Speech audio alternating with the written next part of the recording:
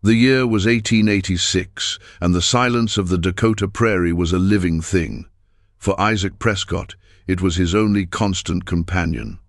It had weight, pressing in on him from the vast, bruised sky and rising from the unforgiving soil of his homestead. His world was one of hard lines. The sharp horizon, the rigid furrows he plowed, the stark frame of the house he'd built with hands that now felt like blunt, clumsy tools. Inside that house, the silence was deeper still, a hollow echo of a life that had been stolen from him 5 winters past. Grief was a tenant that paid no rent. It had moved in the day he buried Mary and their infant son, and it had never left. It occupied her chair at the small kitchen table. It slept in the cold half of his bed. It looked back at him from his own reflection, carving his face into a mask of stoic resignation. At 34, Isaac had the eyes of an old man, weary and washed out, the color of the sky just before a storm. He worked from before the sun rose until his muscles screamed in protest, a punishing routine designed to leave him too exhausted for thought, too broken for memory. But memory was a stubborn weed, always finding a crack to push through. His farm was his penance and his prison. 160 acres of isolation, purchased with hope and now tilled with a kind of grim duty. The house was sturdy, the barn sound, the fences straight. It was a testament to his capability, a place of order and function, but it was not a home. A home had warmth, it had laughter, it had a future. Isaac's house had only the past, preserved like a dead butterfly under glass. Mary's sewing basket still sat by the hearth, a fine layer of dust on the lid. The cradle he had carved sat in the corner of their bedroom, a silent wooden accusation. He spoke more to his horse, a stoic gelding named Pate, than he did to any human. Trips to the small, windswept town of Providence were rare and purely functional. He'd trade his grain, buy salt, coffee and flour, and endure the veiled, pitying looks from the townsfolk. They saw a man haunted and broken by tragedy, a man who had pulled so far into himself he had nearly disappeared. They whispered about him, the lonely farmer out on the Blackwood stretch. It was Walter Henderson, the owner of the town's mercantile and its chief gossip, who had planted the seed. "A man ain't meant to be alone, Isaac," he'd said one day, leaning over the counter, his voice slick with false concern. "This land will swallow you whole if you let it. You need a wife, a helpmeet." Isaac had merely grunted, his gaze fixed on the sack of oats he was hoisting onto his shoulder. But Henderson persisted, week after week. He spoke of mail-order brides, of decent women looking for a steady husband and a new life. The idea, at first, was repulsive. A stranger in Mary's house, a woman trying to fill a space that was not empty, but sacredly occupied by a ghost. Yet, the loneliness was a physical ache, a cold that settled deep in his bones, one that even the summer sun couldn't seem to warm. One day, beaten down by the sheer weight of his solitude, he had listened. Henderson showed him an advertisement, a clipping from an Eastern newspaper. A respectable woman of good character, seeking a husband. The description was simple, modest. Isaac, in a moment of profound weakness he would later curse, had given Henderson the money to send a reply, along with the fare for a train ticket. He had done it, and then promptly tried to forget it, pushing the entire transaction into the back of his mind like a shameful secret. He expected nothing. It was easier that way. So when the letter came weeks later, announcing her imminent arrival, a strange, unfamiliar flutter of something akin to panic and hope stirred in his chest. He spent a week in a fugue state, cleaning the house with a frantic energy he hadn't felt in years. He aired out Mary's room, his hands shaking as he changed the linens on the bed. He scrubbed floors, mended a loose shutter, and even bought a small tin of lemon candies, something Mary had liked. He was preparing for an invasion, a disruption he both craved and dreaded. He told himself he was just being practical. He needed help. That was all. He was not looking to replace Mary. He was just trying to survive. The day came, a Tuesday. The sky was a vast, unforgiving blue. Isaac hitched Pate to the wagon and made the long, dusty ride into Providence. He felt a fool. He felt like a man walking to his own execution. He stood on the platform of the small depot, his hat pulled low, watching the train spew black smoke as it approached, a monstrous black serpent slithering across the plains. He was expecting one woman, a single, solitary figure to match his own. The train hissed to a stop. A few passengers disembarked. A salesman with a waxed mustache, a family with 3 boisterous children, and then, them, 3 of them. They descended the steps of the passenger car one by one, a slow procession of dark wool and weary determination. They were sisters. That was clear from the shared features. The same dark, curly hair pinned up beneath sensible bonnets, the same guarded look in their eyes. They were also, all 3 of them, women of a size Isaac had never seen before. They were not just sturdy or stout.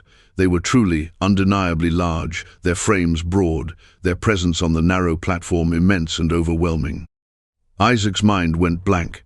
He stared, unable to process the scene. 1 woman he had braced himself for. 3 was an impossibility, a catastrophe.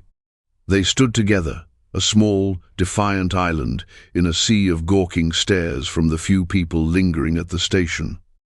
The eldest, a woman with a face that held both strength and deep-seated weariness, held a single carpet bag. The other 2 stood slightly behind her, their hands clasped together. Suddenly, a bray of laughter cut through the air. It was Henderson, standing by the door of his mercantile, his face red with mirth. He caught Isaac's eye and gave him a grotesque wink. The truth crashed down on Isaac with the force of a physical blow. This was not a misunderstanding. This was a joke, a cruel, public, and humiliating prank designed by a mean-spirited man. They had sent him 3 obese sisters as a mail-order bride joke, and the whole town was here to watch the punchline. His blood ran cold, then hot with a fury so potent it made his vision swim. The eldest sister's gaze met his. There was no pleading in her eyes, only a sort of braced dignity, as if she had been standing on platforms like this, under the weight of scornful eyes, her entire life. In that moment, Isaac was faced with a choice that felt as vast and profound as the prairie itself. He could turn his back. He could leave them there to Henderson's jeers and the town's contempt, to be shipped back to wherever they came from like unwanted freight. Or he could walk toward them. He felt the town's eyes on him, hungry for the spectacle. He felt Henderson's triumphant smirk. He thought of his own crushing loneliness, the silent house, the ghost of his wife. And then he looked at the 3 women, at their exhaustion, their fear, and the fierce, protective way they stood together. He saw not a joke, but a reflection of his own isolation. They were outcasts, just as he was. Slowly, deliberately, Isaac Prescott moved. He ignored Henderson. He ignored the whispers. He walked across the dusty space that separated them and stopped a few feet before the eldest sister. He took off his hat, his hands stiff and awkward. "I am Isaac Prescott," he said, his voice rough from disuse. "You have had a long journey. The wagon is this way." He did not offer a smile. He did not offer any explanation. He simply turned and led the way, leaving the laughter and the judgment to fade behind them. For the first time in 5 years, Isaac had made a decision that was not about the past, but about the immediate, terrifying present. He had no idea what he was doing or what would come of it, but as he helped the first sister up onto the wagon bench, her hand surprisingly firm in his, he knew he could not have done anything else. The silence in his wagon on the ride back to the farm was different. It was no longer empty. It was filled with the breathing of 4 strangers, bound together by a cruel prank and an uncertain future. The ride back to the homestead was a study in strained silence. Isaac kept his eyes fixed on Pate's steady gait, the muscles in his jaw tight. Beside him on the bench, the eldest sister sat ramrod straight, her hands folded in her lap. In the back of the wagon, her 2 sisters huddled together amidst the few crates and bags that constituted their worldly possessions. The prairie stretched out around them, immense and indifferent. To Isaac, it had always been a symbol of his solitude. Now, he wondered what it looked like to them. These women from the crowded East. Did they see beauty or only a terrifying emptiness? He felt their presence as a physical weight, a disruption of the very air he breathed. His mind raced, a chaotic jumble of practical problems and profound dread. 3 of them. Where would they sleep? What would they eat? The advertisement had been a lie, a fiction woven by Henderson to humiliate him. What had they been told? What promises had been made to them, only to be broken on this desolate train platform? He felt a surge of anger at Henderson, so sharp and clean, it was almost a relief after years of dull, aching grief. But anger wouldn't solve the immediate crisis sitting in his wagon. When they finally crested the last rise and the farm came into view, the small, sturdy house, the larger barn, the corrals looking like an intricate sketch against the vast landscape, he heard a small intake of breath from one of the sisters in the back. He couldn't tell if it was a gasp of disappointment or relief. He pulled the wagon to a stop in the yard, the dust settling around them like a fine, brown shroud.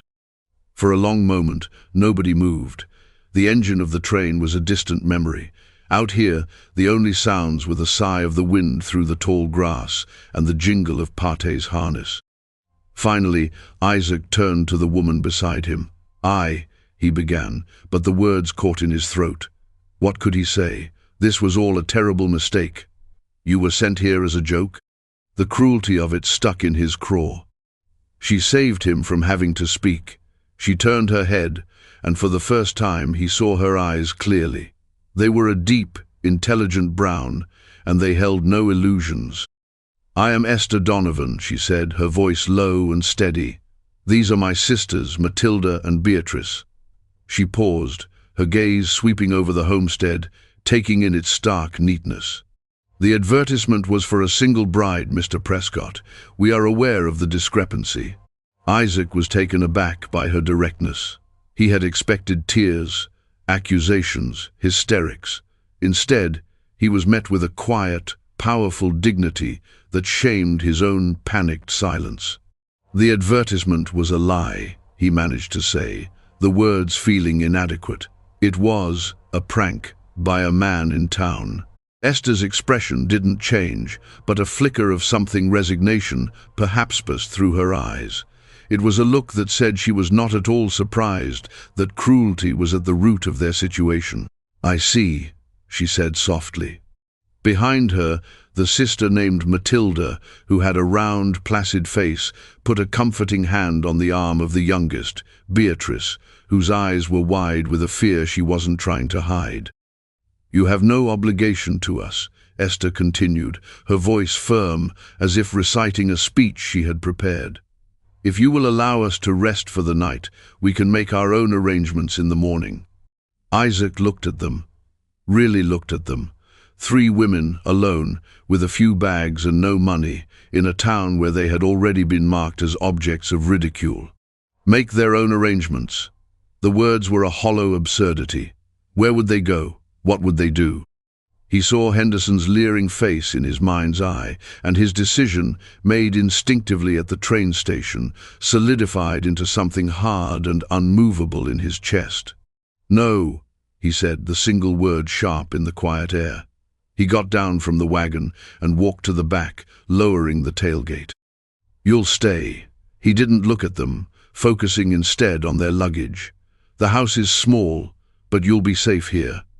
He led them inside. The house smelled of dust and old sorrow. To Isaac it was familiar. To them it must have felt like a tomb. He watched as they took it in, the simple, worn furniture, the clean but threadbare rug, the cold, cavernous hearth. Their presence seemed to suck the emptiness from the rooms, filling the space with a nervous, crackling energy. The immediate problem was sleeping. There was his room, and a small study that held a narrow cot he sometimes used when the memories in the bedroom grew too loud. Without a word, he went into the bedroom, Mary's bedroom, and began stripping the quilt from the bed. What are you doing? Esther's voice was sharp with alarm. This is your room, he said, not looking at her. He pulled the sheets from the mattress, his movements stiff. The scent of lavender, faint and ancient, rose from the linens, a ghost of a scent that pierced him to the core. "It's the only bed big enough." "We cannot take your bed, Mr. Prescott," she insisted. "You will," he said, his back to them. "I'll sleep in the study. There's a cot." He piled the old linens in his arms and walked out, brushing past them. It was not an act of kindness, it was an act of sheer, desperate practicality.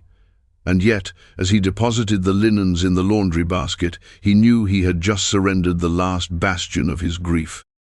He had let strangers into the most sacred, painful room in his house. The thought left him feeling strangely hollowed out, but also, terrifyingly, a little bit lighter.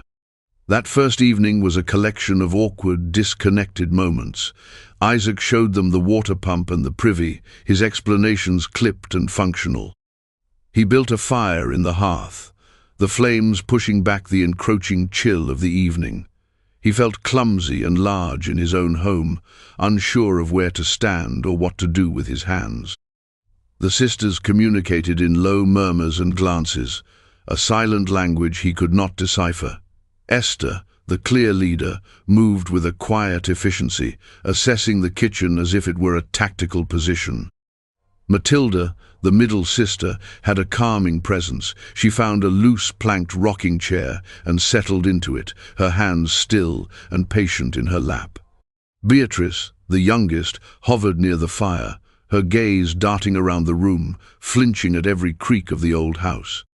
Isaac retreated to the barn, the familiar smell of hay and animal warmth a comfort to his frayed nerves. He tended to Pate and the milk cow, his chores a grounding rhythm in the midst of chaos. He stayed out there longer than he needed to, postponing the moment he would have to go back inside. What had he done? He had taken in 3 women he didn't know, 3 women who were the living embodiment of his public humiliation. He was a fool. When he finally forced himself to return to the house, the smell of food met him at the door. It was a smell he hadn't encountered in 5 years. Baking bread. He stopped in the doorway, stunned. Esther stood at the stove, stirring something in his largest pot. She had found his meager supplies: flour, salt pork, dried bean sand, was transforming them into a meal. She had found his mother's old sourdough starter, dormant in a crock at the back of the pantry, and brought it back to life. "I hope you don't mind," she said, not turning around. "We had to eat." "It's fine," he mumbled, taking a seat at the table, feeling like a guest in his own kitchen. They ate in near silence, but it was a different kind of silence than the one Isaac was used to. It was not empty. It was filled with the small sounds of living, the clink of forks against plates, the soft sound of breathing, the crackle of the fire. Isaac ate the stew and the fresh, warm bread, and it was the best food he had tasted since Mary. He cut the thought off before it could fully form. After the meal, the sisters cleared the table and washed the dishes with an practiced, efficient harmony. Isaac watched them, a strange feeling taking root in his chest. It was not happiness. It was not hope. It was something more basic, a profound sense of dislocation, as if the world he had known for 5 years had tilted on its axis, and he was struggling to find his footing on this new, unfamiliar ground. That night, lying on the narrow cot in his study, he stared into the darkness and listened to the alien sound of soft feminine breathing coming from his bedroom, and he knew, with a certainty that chilled him to the bone, that nothing would ever be the same again.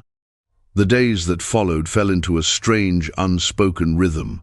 Isaac would rise before dawn, as he always had, and find a fire already crackling in the hearth and the smell of coffee brewing. Esther was always the first one up, a sentinel in the quiet gloom of the morning, her movements sure and economical in the small kitchen. She would hand him a tin mug of coffee without a word, a simple gesture that began to feel like a ritual, a truce. He had expected them to be a burden, 3 helpless city women marooned on the prairie. He could not have been more wrong. The Donovan sisters were anything but helpless. They had a resilience born of long hardship, a practical knowledge that astonished him. They did not wait to be asked. They saw what needed to be done, and they did it. Esther, the eldest, took over the house with the quiet authority of a general. Within a week, the layers of dust that had coated every surface were gone. The windows were washed, letting in a brighter, cleaner light. She mended Isaac's worn shirts with stitches so fine they were nearly invisible. She organized the pantry, took inventory of their dwindling supplies, and baked bread that filled the house with a scent of life that Isaac had long forgotten. She was the anchor, her steady presence a counterbalance to the chaos of their arrival. Matilda, the quiet one with the gentle eyes, revealed a surprising affinity for the outdoors. She was unafraid of the animals, her calm demeanor soothing the skittish chickens and the wary milk cow. Isaac watched from the barn one afternoon as she spoke in low, crooning tones to the cow, who had been cantankerous with him for weeks. Under Matilda's patient hand, the animal stood placidly, chewing its cud. She began tending to Mary's neglected kitchen garden, a patch of earth Isaac hadn't been able to bring himself to touch. She weeded and tilled with a slow, methodical strength, her broad back bent to the task. She seemed to draw a quiet contentment from the soil itself. Beatrice, the youngest and most timid, possessed a different kind of magic. She had a knack for finding beauty in the stark landscape. She would return from short walks with her apron full of wildflowers, which she arranged in old jam jars, placing them on the mantel and the kitchen table. These small, bright splashes of color were a startling intrusion in the monochrome world Isaac had built. One evening, he found her on the porch, a piece of charcoal in her hand, sketching the setting sun on a piece of scrap wood. She saw him and tried to hide it, her face flushing with embarrassment, but he had already seen the image, a sky full of fire and shadow, captured with a raw, untutored talent. He saw the prairie through her eyes for a moment, and it looked less like an enemy. Their presence changed the landscape of his days. He still worked from sunup to sundown, but he was no longer working against the silence. He was working towards the promise of a warm meal, a clean house, the low murmur of conversation he was not yet a part of, but was adjacent to. The house was no longer a tomb, it was occupied. Conversation, when it came, was sparse and functional. "The well pump is sticking," he'd announced to the room at large. "I'll look at it," Esther would reply. Or Matilda would quietly inform him, "The grey hen is sitting on a clutch of eggs." They circled each other cautiously, their interactions defined by the shared work of survival. The turning point, the first real crack in the wall of Isaac's reserve, came during a storm, not a blizzard, but a furious late-spring thunderstorm that rolled in without warning. The sky turned a sickly green-black, and the wind howled like a grieving animal. Rain came down in blinding sheets, turning the yard into a sea of mud. Isaac was in the barn, securing a loose section of the roof, when a bolt of lightning struck a cottonwood tree near the corral. The crack was deafening, a sound like the sky splitting in two. His first instinct was to run for the house, for safety. But Pate, his old gelding, was terrified, rearing and kicking against his stall, his eyes wide with panic. As Isaac struggled to calm the horse, the barn door slammed open, and Matilda stood there, soaked to the bone, her hair plastered to her face. "The chickens!" she yelled over the roar of the storm. The coop door blew open. He hadn't even thought of the chickens. They would scatter and drown or be taken by predators in the chaos. Without a word, they both ran out into the deluge. They spent the next 20 minutes slipping and sliding in the mud, herding the terrified, squawking birds back into the coop. It was a ridiculous, frantic ballet in the pouring rain.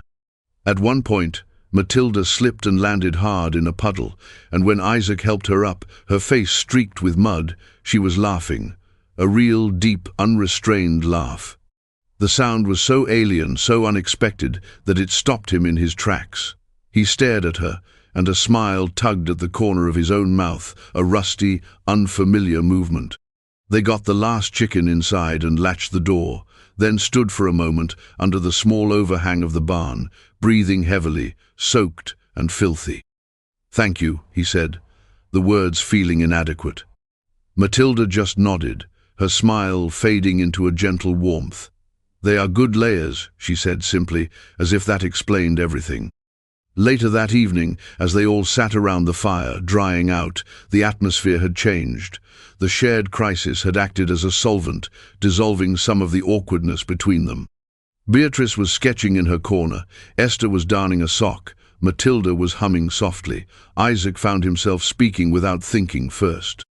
"My father taught me how to set a roof," he said into the quiet.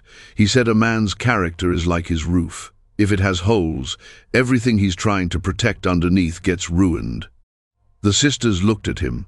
It was the first time he had volunteered a piece of himself, a piece of his past, that wasn't directly related to the farm's immediate needs. Esther put down her sewing. "Our father was a bookseller," she said, her voice soft. "He believed a person's character was like a library. The more stories you took in, the richer you became. He didn't prepare us for this." She gestured vaguely at the room, the prairie outside the window. "But you learned," Isaac said, looking from her to Matilda to Beatrice. "You all learned." "We had to," Esther said, and in those 3 words he heard a lifetime of hardship, of being passed over, of relying on no one but each other. He began to see them then, not as 3 parts of a whole, but as individuals forged in the same fire. He saw Esther's fierce, protective strength, born of necessity. He saw Matilda's deep, quiet resilience, a bedrock of calm in the storm. He saw Beatrice's fragile, determined search for beauty in a world that had shown her little of it. He was beginning to see past the cruel caricature Henderson had intended. Their size, which had been the first and only thing he'd noticed on the train platform, was becoming secondary to their substance. These were women of immense character, of immense heart. The space they took up in his house was nothing compared to the space they were beginning to fill in the vast, echoing emptiness of his life. Lying on his cot that night, listening to the rain gently drumming on the roof he had fixed, Isaac felt the hard knot of grief in his chest loosen, just a little. It was a terrifying feeling, like thawing after being frozen. It hurt, but it was, he realized, the first real feeling he'd had in a very long time. The new equilibrium on the farm was a fragile thing, a tender new shoot pushing up through hard-packed earth. The unspoken arrangement held, solidified by shared work and the quiet respect that was growing between them. Yet, the outside world and its judgments could not be kept at bay forever. The farm was an island, but the town of Providence was the mainland, and eventually a boat had to be sent ashore. Their supplies were running low. Isaac dreaded the trip. Going to town had always been an ordeal. Now, it felt like walking into an ambush. He knew what awaited him. Henderson's sneering questions, the gawking stares, the whispers that would follow him down the dusty street. He considered sending one of the sisters, but the thought was immediately repulsive. He would not subject them to that humiliation alone. He was the man of the house, for better or worse. This was his burden to carry. "I'm going into town," he announced one morning over breakfast. 3 pairs of eyes snapped to his. A sudden tension filled the kitchen.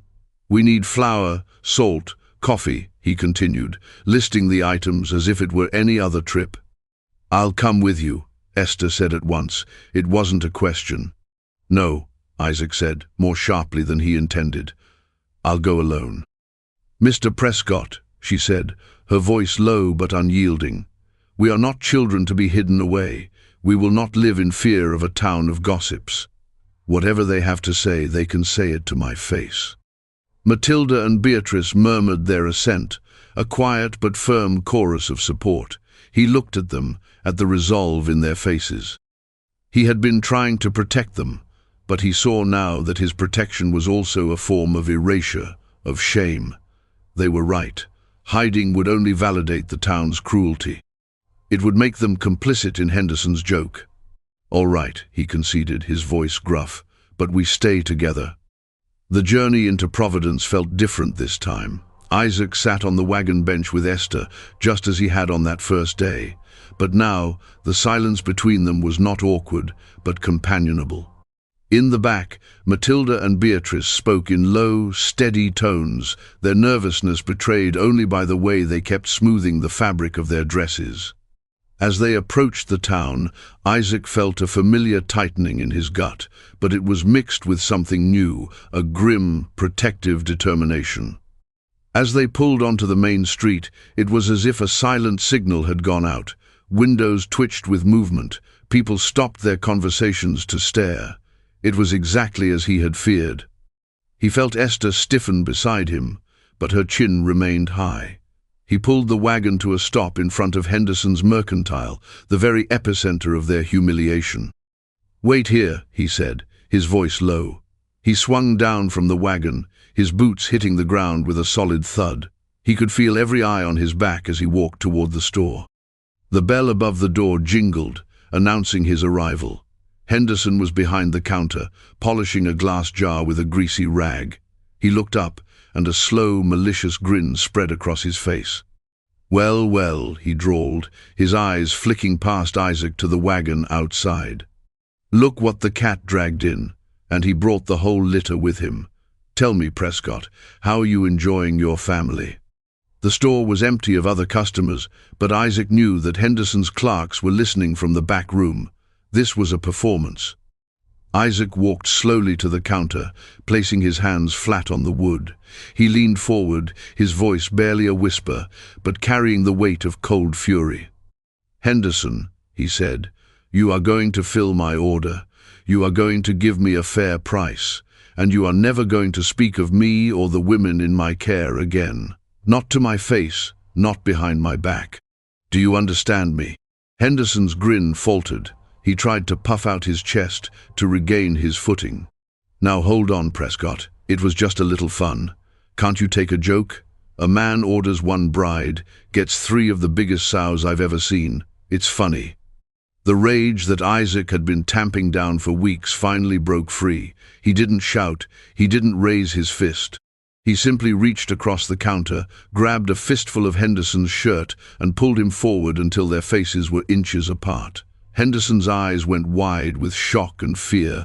"Those women," Isaac snarled, his voice a low, dangerous growl, "have more decency and character in one finger than you have in your entire worthless body. They have turned my house into a home again. They have shown me kindness when all you have ever shown is spite. What you call a joke, Mr. Henderson, I am starting to think is the greatest blessing of my life. So you will keep your filthy mouth shut. If I ever hear you or anyone else in this town speak a single disrespectful word about them, I will come back here, and we will have a conversation that does not involve words." He released him with a shove. Henderson stumbled back against the shelves, knocking over a display of canned peaches. He was pale, his bravado gone, replaced by a sullen, resentful fear. Without another word, Isaac slapped his list down on the counter. "My order," he said, his voice flat and hard as granite. Silently, shakily, Henderson began to gather the items. Isaac stood there, unmoving, a silent guardian, until every bag of flour and pound of coffee was accounted for. When he carried the supplies out to the wagon, he felt as if he had just won a war. Esther, Matilda, and Beatrice were watching him, their expressions a mixture of awe and apprehension. He had defended them. He had publicly, unequivocally, taken their side. He had stood against the entire town and declared them his. As he loaded the last sack, the pastor, Mr. Hale, approached the wagon. He was a kind, elderly man who had presided over Mary's funeral. He had always treated Isaac with a gentle deference. "Isaac," he said, his eyes filled with a troubled concern as he looked from Isaac to the sisters, "there is talk." "Let them talk," Isaac said, his voice still rough. "It is not a respectable situation," Pastor Hale said gently. "A man living with 3 unmarried women. It is not right in the eyes of God or the community." Isaac turned to face him fully. He looked at the pastor, and then back at the 3 women in his wagon. He saw their quiet dignity, their strength. He felt the warmth that had seeped back into his life because of them. The choice was so clear, it was laughable. "Pastor," Isaac said, his voice softening but losing none of its resolve. God has been absent from my house for 5 years. These women brought him back. They are my family now. If the community can't see the decency in that, then it's the community that isn't respectable, not us. He climbed back onto the wagon bench, picked up the reins, and clicked to Pate. He drove the wagon down the main street of Providence, not with his head down in shame, but with his head held high. Beside him, Esther Donovan sat just as tall. He had drawn a line in the sand. He had chosen his side. It was them against the world now. And as the town receded behind them, Isaac realized he didn't feel isolated at all. For the first time in a very long time, he felt like he was finally heading home. The confrontation in town had changed everything. It had been a declaration, not just to Henderson and the gossips, but to themselves. The unspoken arrangement was no longer unspoken. It was a fortress they now had to defend together. The journey back to the farm was quiet, but charged with a new energy. Isaac felt the lingering adrenaline of his anger, but underneath it was a bedrock of rightness, a sense of having finally done something that mattered. He had protected them, he had claimed them. But their newfound unity was about to be tested by a force far more powerful and indifferent than town gossip. The Dakota winter arrived not with a gentle drift of snow, but with a roar.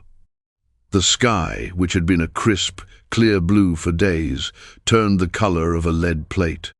The wind began to pick up, a low moan that escalated into a piercing shriek, carrying with it the first stinging pellets of ice. Isaac knew the signs. He had seen storms like this before. "Blizzard," he said, the single word hanging in the air of the warm kitchen. "It will be a bad one." Immediately, the four of them moved into action, a well-oiled machine born of weeks of shared labor. There was no panic, only a focused urgency. Isaac and Matilda headed for the barn. They had to bring in extra firewood, check the livestock, and secure every door and window against the coming onslaught. Esther and Beatrice worked inside, filling every available pot and bucket with water from the pump, checking the stores of food, and stuffing rags into the cracks around the window frames. The snow began to fall in earnest, thick and blinding, driven horizontally by the gale-force wind. Within an hour, the world outside the windows had vanished, replaced by a swirling, chaotic vortex of white. The temperature plummeted. The wind howled and clawed at the small house, rattling the shutters and seeming to seep through the very walls. They were utterly, completely isolated, a tiny ship of life in a raging, frozen sea. For 2 days they were prisoners in the house. The storm never relented. The wind was a constant, deafening scream, and the snow piled up in monstrous drifts against the doors and windows, plunging the house into a perpetual twilight. They kept the fire roaring, the warmth a fragile shield against the lethal cold that pressed in from all sides. They ate their meals, spoke in low voices, and listened to the fury of the storm. The shared danger forged a new kind of intimacy between them, a bond of mutual dependence that went deeper than words. Isaac found himself watching them, memorizing the way Beatrice's hand trembled as she added a log to the fire, the way Matilda would periodically go to the wall of the barn to press her ear against it, listening for the animals, the way Esther's face was a mask of calm, reassuring leadership, though he could see the strain in her eyes. On the morning of the 3rd day, the wind's shriek lessened to a low, guttural moan. But it was then that they heard a new sound, a terrible groaning crack from the direction of the barn, followed by a splintering crash that was audible even over the storm. Isaac's heart seized. "The roof," he breathed. He grabbed his heaviest coat and his lantern. "You can't go out there," Esther cried, grabbing his arm. "You'll be lost in seconds." "The animals," he said, his face grim. "If the roof has collapsed, they will freeze or be crushed." He looked at her, his eyes pleading for her to understand. The livestock was their future. Without them, they would not survive the rest of the winter. "Then we all go," Matilda said, her voice firm. She was already pulling on her own wraps. "You can't do it alone." It was madness. But looking at her determined face and at Beatrice, pale but resolute behind her, Isaac knew he couldn't stop them. He found a coil of rope. "We tie ourselves together," he commanded. "No one gets separated. We move from the house to the barn. We do not let go." He tied the rope around his waist, then Esther's, then Matilda's, and finally Beatrice's, a human chain against the apocalypse. Opening the door was a battle. A wall of snow and wind slammed into them. Isaac lowered his head and plunged into the white chaos, pulling the others behind him. The 10 yards to the barn felt like 10 miles. The wind stole their breath, and the snow blinded them. They were guided only by the rope and by Isaac's memory of the path. When they finally stumbled against the barn wall, they were gasping, their faces numb with cold. Inside, the scene was devastating. A massive section of the roof had given way under the weight of the snow, collapsing into the main part of the barn. Heavy beams and timbers lay in a tangled wreck. The wind and snow now had free entry, and the temperature inside was nearly as cold as it was outside. Pate was trapped, a heavy beam having fallen across his stall, pinning him. The milk cow was bellowing in terror, and the chickens were a frantic, squawking mass of feathers in the corner. For a moment, despair washed over Isaac. It was too much. The damage was too great. But then Matilda moved past him, murmuring to the cow, her calm voice cutting through the noise. Esther was already assessing the damage, her practical mind calculating the risks. "We have to free the horse," Isaac shouted over the wind. He grabbed a small hand axe and began chopping at the smaller timbers around the main beam. Matilda joined him, using her strength to pull away the debris. It was Beatrice who saw the real danger. "Isaac, look!" she screamed, pointing up. A huge, splintered section of the remaining roof was groaning under the pressure of the wind, swaying precariously right above them. It was going to come down at any moment. "Get back!" Isaac yelled, shoving Matilda away. But he knew they didn't have time. He put his shoulder to the main beam, pinning Pate, trying to leverage it, a desperate, impossible task. Then Esther was there, wedging a smaller plank into a gap, trying to create a fulcrum. Matilda threw her weight next to Isaac's. Even Beatrice, her fear forgotten, was there, pulling at smaller pieces, trying to help. They worked in a frantic, synchronized fury. The roof above them groaned again, a final, terrible sound of surrender. "Now," Isaac roared. With one last, collective, superhuman effort, they heaved. The beam shifted. It moved just enough for Pate to scramble free, his leg bleeding but not broken.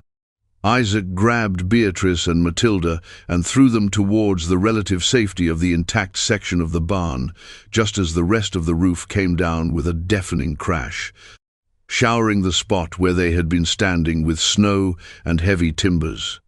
They lay there, huddled together in the semi-darkness, gasping for air, their bodies bruised, their lungs burning. They were alive. They had done it. In the chaotic aftermath, amidst the frightened lowing of the cow and the frantic clucking of the chickens, Isaac looked at the 3 women who had risked their lives alongside him. Their faces were smudged with dirt and pale with cold, but their eyes shone with a fierce, brilliant light. In that moment, in the heart of the wreckage, something inside Isaac finally broke open. It wasn't grief, it was love. It was a profound, overwhelming wave of love, so powerful it brought tears to his eyes. It was not the memory of his love for Mary, but something new, something alive and roaring like the storm outside. He loved Esther for her unshakable strength, the rock upon which they all stood. He loved Matilda for her deep, quiet compassion, her connection to the earth and its creatures. He loved Beatrice for her resilient spirit, her ability to find and create beauty in the midst of ruin. He loved them all, not as a replacement for what he had lost, but as the architects of what he had found. He had been sent 3 women as a cruel joke, and in the crucible of a Dakota blizzard, he had discovered that he had fallen in love with all of them, with the incredible, unbreakable family they had become. The storm broke as suddenly as it had begun. The wind died, and a profound, ringing silence fell over the land. The world that emerged was new, sculpted and purified by the snow. It was a landscape of breathtaking, brutal beauty, the sun glittering on drifts that were higher than the fences. The farm was a wreck, the barn half destroyed, the work ahead of them immense. But they were alive, and they were together. The days that followed were filled with the hardest labor Isaac had ever known. They worked from sunrise to sunset in the biting cold, shoveling snow, salvaging what they could from the ruined barn, and constructing a temporary shelter for the animals. The shared ordeal of the blizzard had stripped away any lingering formality or caution between them. They were a single unit, moving and working with an instinctual understanding of one another's strengths and needs. Isaac would catch himself watching them, a feeling of quiet wonder settling in his chest. He'd see Esther expertly splinting a broken timber, her brow furrowed in concentration. He'd watch Matilda calming Pate, her touch gentle but firm on the horse's injured leg. He'd see Beatrice, her fear of the outdoors conquered, diligently securing the canvas over the makeshift corral, her cheeks red from the cold.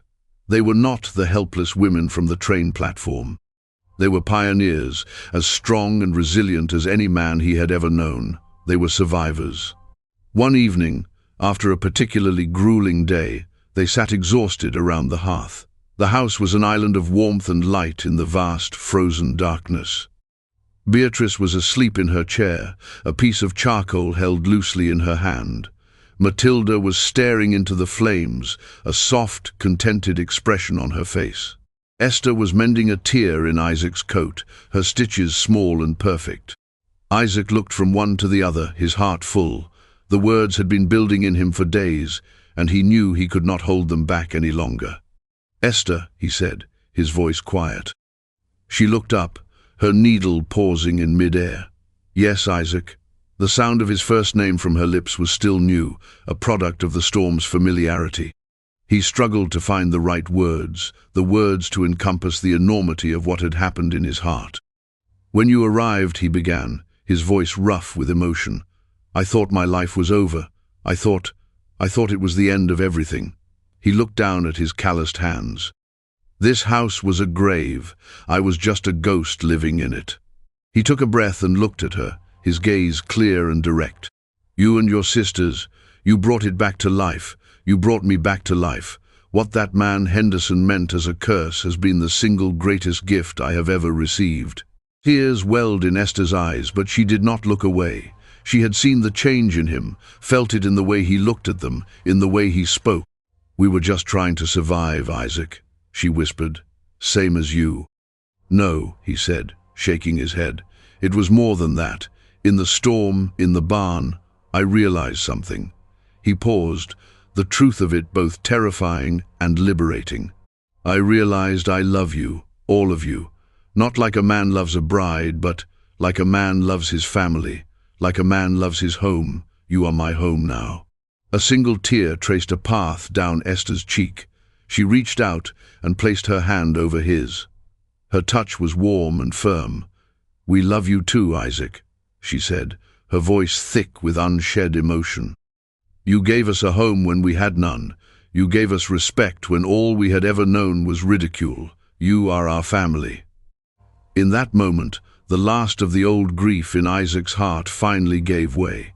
It wasn't that the memory of Mary and his son was gone, but the pain was no longer a sharp, defining edge. It had softened, becoming a part of the man he was now, a man capable of holding both sorrow for what was lost and a profound, encompassing love for what had been found. Spring came late that year, but when it arrived, it was with a fierce, determined beauty. The snow melted, revealing the green promise of the earth beneath. The prairie came alive with wildflowers, and the air was sweet with the smell of damp soil and new beginnings. They rebuilt the barn, stronger than it was before. Isaac and the sisters worked side by side, their shared laughter echoing in the clear spring air. Matilda's garden flourished, producing a bounty of vegetables that filled their table. Beatrice's sketches filled the walls of the house, vibrant portraits of the farm, the animals, and the faces of her family. Esther managed their growing enterprise with a sharp mind, and a steady hand, turning the farm from a place of mere subsistence into one of genuine prosperity. The town of Providence eventually, grudgingly, came to accept the strange family on the Blackwood stretch. They saw the fruits of their labor, the health of their livestock, the quiet dignity with which they conducted themselves. The whispers did not cease entirely, but they were tempered with a new, reluctant respect. They were no longer a joke, they were a success. One warm summer evening, Isaac stood on the porch, looking out at the land. It was the same land that had once seemed so empty and menacing. Now, it looked different. It looked full. He could hear the low murmur of the sisters' voices from the kitchen, the clatter of plates as they prepared the evening meal. The scent of baking bread wafted through the open door. Pate nickered softly from the new corral. This was his world. It was not the life he had planned, not the future he had once dreamed of. It was something stranger, harder, and infinitely more beautiful. Beatrice came out to join him, pressing a cup of cool water into his hand. Matilda and Esther followed, and the four of them stood there together, watching the sun dip below the horizon, painting the sky in shades of orange and purple. There were no more questions about their arrangement, no more uncertainty about the future. They had faced judgment and hardship and the very fury of nature itself, and they had not just survived. They had thrived. Isaac Prescott, the lonely farmer, looked at the three extraordinary women who had become his entire world. The cruelest joke the world could conjure had led him to the deepest love he had ever known. He had been sent three sisters, and in them